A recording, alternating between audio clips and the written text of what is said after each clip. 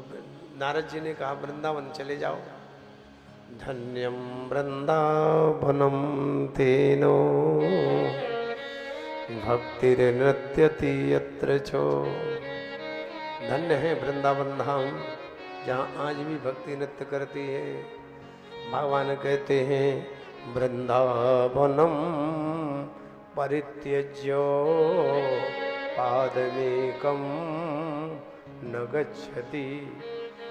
भगवान कहते हैं देवियों प्यारे बंधुओं, वृंदावन छोड़ करके एक क्षण के लिए मैं कहीं नहीं जाता, नित्य निवास है। नारद जी कहते ऐसे वृंदावन चले जाइए, यमुना में स्नान करना, मधुवन में जाना, भगवान का भजन करना। और भेज दिया। ध्रुव जी चल दिए और जब वृंदावन पहुंचे, वृंदावन के अनुपम आनंद को देखा। आज भी भले कली है, भले संसार पाश्चात्य सभ्यता की ओर बढ़ रहा है, लेकिन आज भी वृंदावन में सब कुछ है। आज भी बिहारी जी में लोग हजारों हजारों लाखों लाखों लोग दर्शन करने के लिए टूटते दौड़ते। आज भी वृंदावन के भक्तों के दर्शन करने की लाइनें लगती। आज भी रात रात लोग स्वामी प्रेमानंद जी जैसे संतों के दर्शन करने के लिए पूरी रात खड़े रहते हैं। आज भी भक्ति है, आज भी भाव है। ऐसे वृंदावन धाम में गए पहुंचे हैं, यमुना स्नान किया है। त्रिरात्रांते त्रिरात्रांते, 3 रात और 3 दिन कुछ नहीं लेते। फिर यमुना जी का जल लेकर भजन करते हैं, द्वादशाक्षर मंत्र का जप करते हैं। फिर 6 दिन के अंतराल में तुलसी जी का पत्ता लेते हैं, फिर भजन करते हैं। इस प्रकार से 5 महीने तक, 5वें महीने मन में विचार किया जब तक भगवान नहीं मिल जाएंगे हमें तो कुछ श्वास ही नहीं लेना। श्वास की गति को रोक कर भगवान का स्तवन करने लगे। सारे जगत के जितने जीवधारी थे सभी की श्वास की गति रुकने लगी, सबके दम घुटने लगे। सब भगवान से प्रार्थना किया।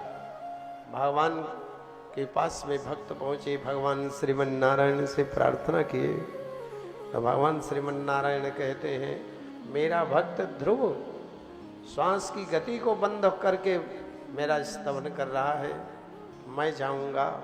और भगवान आ गए और भगवान आकर के सामने चतुर्भुज रूप में नारायण खड़े हैं। ध्रुव जी महाराज, ध्रुव नारायण विराजमान हैं, खड़े हैं। ध्रुव जी अपने मानस पटल पर परमात्मा को जो बिठाए हुए हैं उनका ध्यान कर रहे हैं। भगवान ने अंदर के स्वरूप को बाहर के स्वरूप में अपने समाहित किया और जब अंदर भगवान नहीं दिखे ध्रुव जी छटपटाने लगे। आंखें खुली, सामने बोलिए भक्त वत्सल भगवान की जय।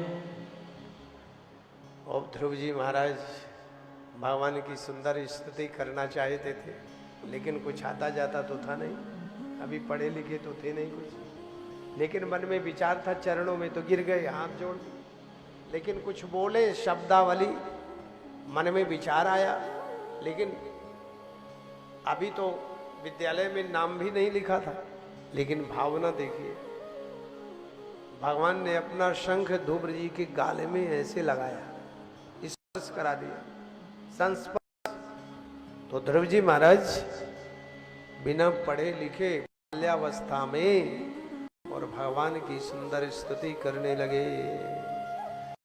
योऽन्तः प्रविश्य वाचमिमां प्रसुप्तां सजीवयत्यखिल शक्तिधरः स्वधाम्ना अन्यांस्य हस्तचरणश्रवणत्वगादीन् प्राणान् नमो भगवते पुरुषाय तुभ्यम्।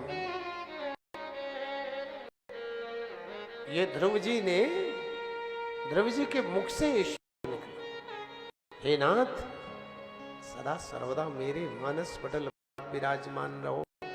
मेरे हाथ अच्छे कार्य के लिए, हाथ अच्छे कार्य करे।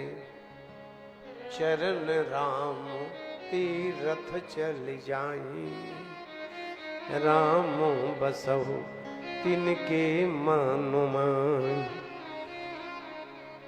पैर तीरथ व्रत करे, कान कथा सुने। अन्यांस्य हस्तचरण श्रवणत्वगादीन् प्राणान् नमो भगवते पुरुषाय तुभ्यम्। बहुत सुंदर दिव्य स्तुति की।